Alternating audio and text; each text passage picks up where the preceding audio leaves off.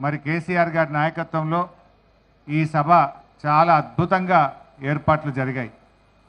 Course Warangal జిల్లాకు భారీ బహిరంగ సభలు జరిపిన ఘనత వరంగల్ జిల్లాకే ఉంది.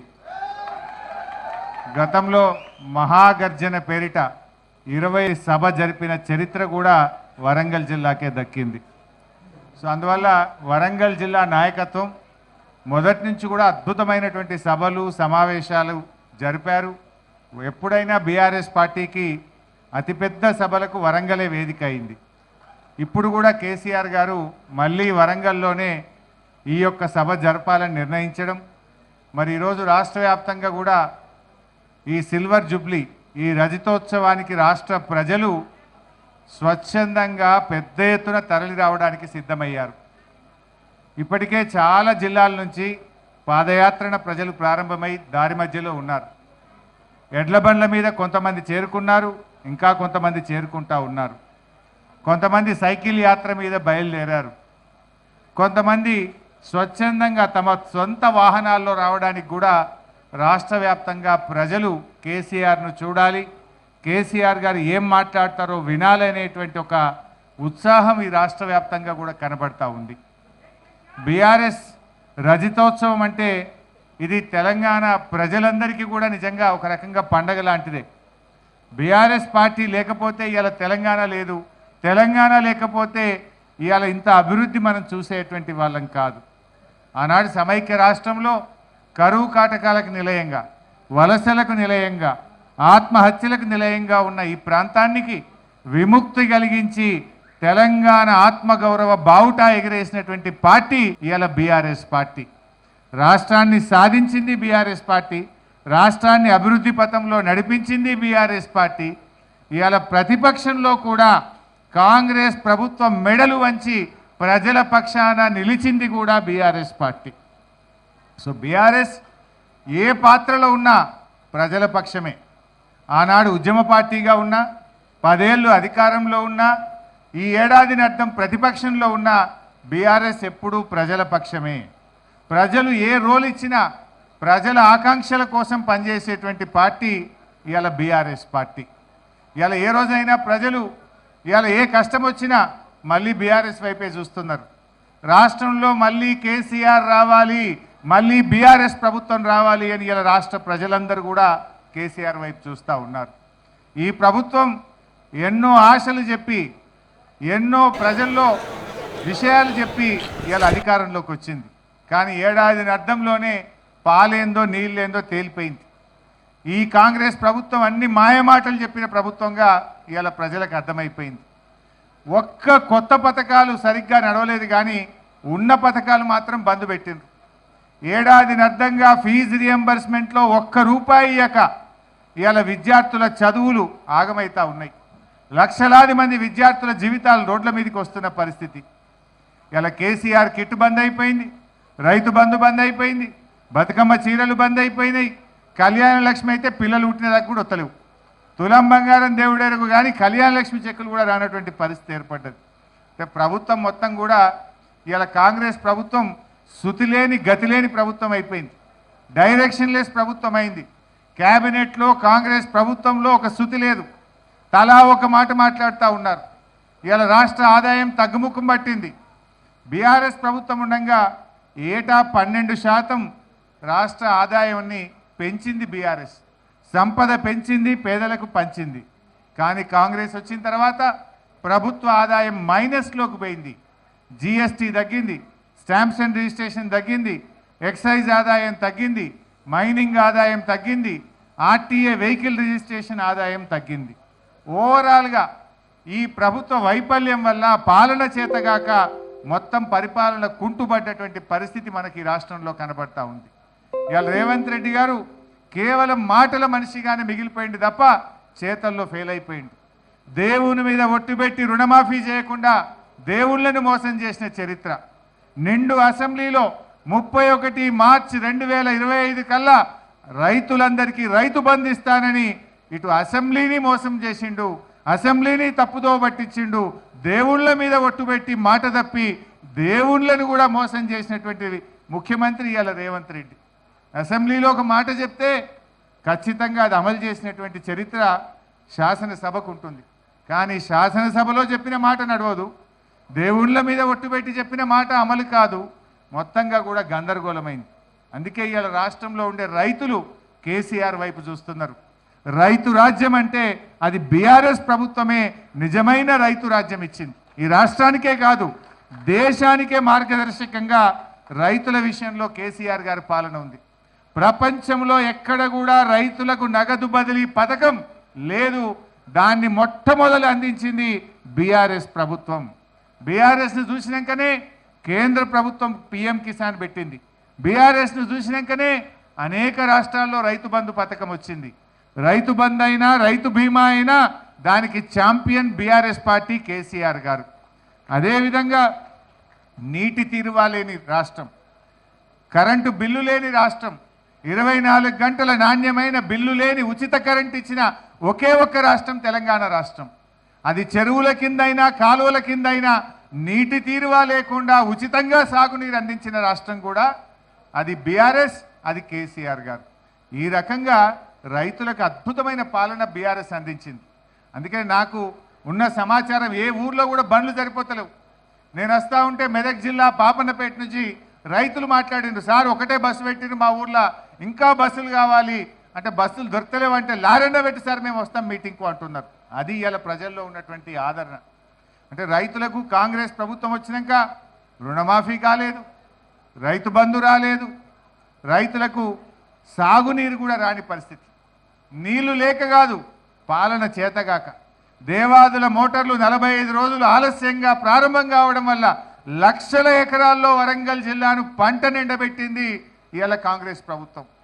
ఆడ సమ్మక్క సాగర్ కట్టినాం, మోటార్లు ఉన్నాయి, నీళ్లున్నాయి, కానీ మెయింటెనెన్స్ 6-7 కోట్ల రూపాయల డబ్బులు ఇయ్యక 600-700 కోట్ల రూపాయల పంట నిండబెట్టింది కాంగ్రెస్ పార్టీ.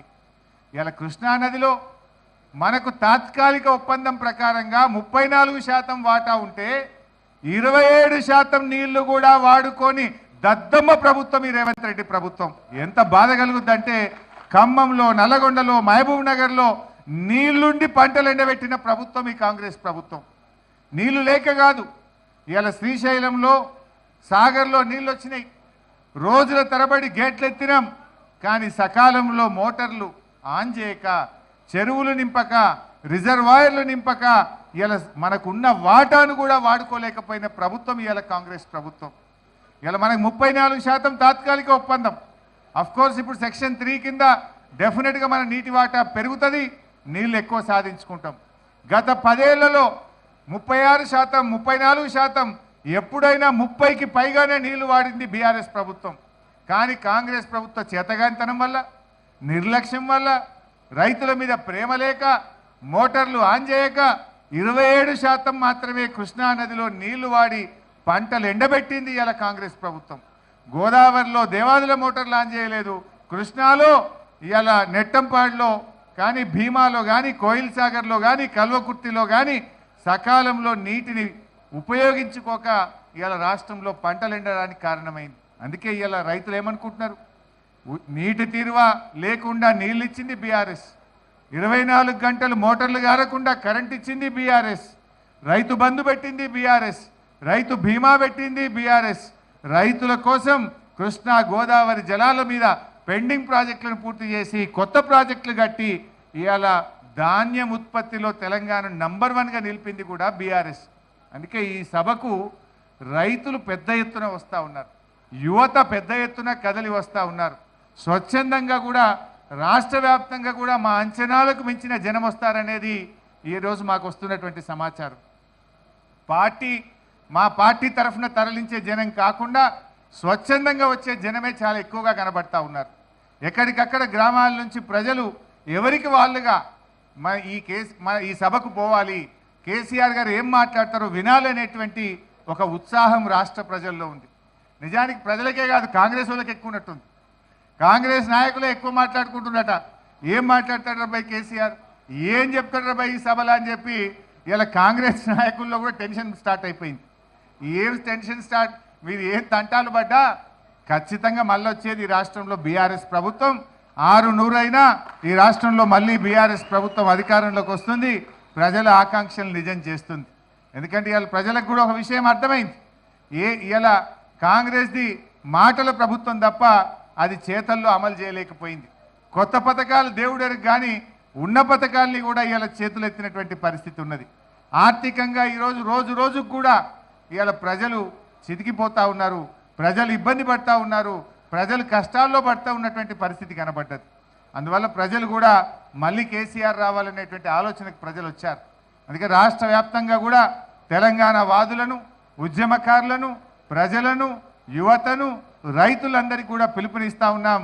రేపటి సభకు మీరందరూ కూడా స్వచ్ఛందంగా పెద్ద ఎత్తున తరలి రావాలని కోరుతా ఉన్నాం.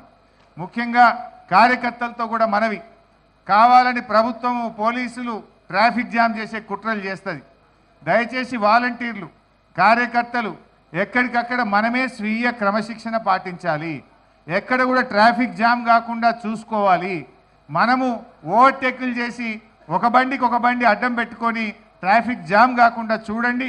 ముఖ్యంగా పార్టీ వాలంటీర్సు, పార్టీ నాయకత్వం అవసరమైతే దిగి మనమే ఎక్కడికక్కడ ట్రాఫిక్ పోలీసులుగా, వాలంటీర్లుగా డ్యూటీ చేసైనా సరే ఎక్కడ ట్రాఫిక్ కంజెషన్ రాకుండా చూసుకోవాలి. రోడ్డు మీద నిలబడండి అవసరమైతే. దయచేసి అందరు కూడా సహకరించాలి. ప్రజలకు కూడా మేము విజ్ఞప్తి చేస్తూ ఉన్నాం. వరంగల్ ప్రజలు విజ్ఞులు. మొదటి నుంచి కూడా ఆచార్య జయశంకర్ గారు మరి ఇదే వరంగల్ నుంచి కేసీఆర్ గారికి వెన్నుదన్నగా నిలబడ్డారు. కేసీఆర్తోనే తెలంగాణ సాధ్యమవుతుందని జయశంకర్ సార్ బతికున్నంత కాలం కేసీఆర్ వెంట ఉన్నారు, కేసీఆర్ను ఆశీర్వదిస్తూ నడిపారు. వరంగల్ ప్రజలు ఎప్పుడు సభలు జరిగినా ఎంతో గొప్పగా తరలి వచ్చిండ్రు, సహకరించిండ్రు. రేపు ఆదివారం సెలవు దినం కూడా వరంగల్ పట్టణ ప్రజలు కానీ పరిసర ప్రాంతాల ప్రజలు కూడా సహకరించి, వ్యాపారస్తులు అందరూ కూడా సహకరించి రేపు కొంచెం ట్రాఫిక్ రెగ్యులేషన్లో కూడా మమ్మల్ని ఆశీర్వదించాలి, సహకరించాలని ప్రజల్ని కోరుతా ఉన్నాం. ఈ సభ రజతోత్సవ సభ, ఇది పార్టీ జరుపుకునే సభ కాదు. ఈ రాష్ట్రం కోసం, ఈ రాష్ట్ర ప్రజల కోసం, ఈ రాష్ట్ర ప్రజలు పడుతున్న కష్టాల్ని దూరం చేయడం కోసం, ప్రభుత్వం మీద ఒత్తిడి తేవడం కోసం, ఈ పార్టీ సాధించిన విజయాలను చెప్పడంతో పాటు ప్రజల కోసం జరిగేటువంటి సభ. ఈ సభ ఈ రాష్ట్రం కోసం. ఎందుకంటే బీఆర్ఎస్ పుట్టిందే తెలంగాణ కోసం. బీఆర్ఎస్ తెలంగాణ ప్రజల గుండెల్లో నుంచి, తెలంగాణ ప్రజల ఆలోచనలో నుంచి పుట్టినటువంటి పార్టీ కనుక రేపటి సభ విజయవంతానికి వరంగల్ ప్రజలు, ఈ పరిసర ప్రాంతాల ప్రజలు, వ్యాపారస్తులు అందరూ కూడా సహకరించాలి. ట్రాఫిక్ ఇబ్బంది రాకుండా కూడా మీరు ఆశీర్వదించాలని చెప్పి నేను ప్రజలకు అప్పీల్ చేస్తూ ఉన్నాను. అదేవిధంగా రాష్ట్ర వ్యాప్తంగా కూడా అందరూ కూడా తరలి రండి. కొంచెం ఇబ్బంది అయినా కూడా ఎక్కడికక్కడ దిగి రెగ్యులేట్ చేయండి ట్రాఫిక్ను. ట్రాఫిక్ జామ్ కాకుండా మనకు మనమే స్వీయ క్రమశిక్షణ పాటిస్తూ రెగ్యులేట్ చేసుకొని సభను విజయవంతం చేయాలి. జనం రాకపోవడం అనే ప్రశ్న లేదు. అంచనాలకు మించిన జనం రాబోతున్నారు. కానీ ప్రభుత్వము, పోలీసులు కుట్ర చేసే అవకాశం ఉంటుంది కనుక ట్రాఫిక్ జామ్ జరగకుండా కార్యకర్తలు చాలా జాగ్రత్త పాటించి ఓపికతోని రెగ్యులేట్ చేసుకొని అందరూ సభాస్థలికి చేరుకోవాలి. అందరూ కూడా టైమ్లీ మన యొక్క సభకు వచ్చే విధంగా, సభాస్థలికి చేరుకునే విధంగా మన బీఆర్ఎస్ కుటుంబ సభ్యులందరూ కూడా మరి జాగ్రత్తగా స్వీయ క్రమశిక్షణతో ఈ సభను విజయవంతం చేయాలని చెప్పి నేను అందరినీ కూడా కోరుతా ఉన్నా. కొన్ని సందర్భాల్లో గతంలో బీఆర్ఎస్ మీటింగ్లు పెడితే ఆడ జాగలేదు మీటింగ్ మొత్తం ఫుల్ అయిపోయిందని చెప్పి పోలీసు వాళ్ళు చెప్తుంటారు. ఇక మీరు ఇటే తిరిగిపోండి, వాపసు పోండి బండ్లు ఎల్లగొట్టిన కూడా కొన్ని నేను ఉద్యమ కాలంలో చూసిన. కావాలని పోలీసు వాళ్ళు తప్పుడు సమాచారం చెప్తారు. ఆడ మొత్తం ట్రాఫిక్ జామ్ అయిపోయింది, ఫుల్ అయిపోయింది, ఆడ జాగలేదు, ఇక మీరు ఓన్రీ ఇంటికి అంటారు. అట్నుంచి అటే బండ్లు మలిపే కుట్రలు చేస్తూ ఉంటారు, తప్పుడు సమాచారం చెప్తూ ఉంటారు. ఇటు వేటిని కూడా నమ్మొద్దు. ఏది వర్షం పడ్డా, ఎండ కొట్టినా, ప్రపంచం తలకిందులైనా సభకు చేరాల్సిందే, కేసీఆర్ మాటలు వినాల్సిందే. అందరూ కూడా సభకు చేరుకునే విధంగా గట్టిగా కృషి చేయాలి. సభకు అందరూ కూడా వచ్చి దీన్ని విజయవంతం చేసి మనందరం కూడా మళ్ళీ బీఆర్ఎస్ ప్రభుత్వం రావాలి, మళ్ళీ కేసీఆర్ ముఖ్యమంత్రి కావాలని మనందరం కూడా ఇక్కడ ప్రతిజ్ఞ భూని కంకణబద్దులై ఈ సభాస్థలం నుంచి కదిలే విధంగా ఈ సభను విజయవంతం చేయాలని చెప్పి కోరుకుంటూ అందరికీ నమస్కారం. జై తెలంగాణ.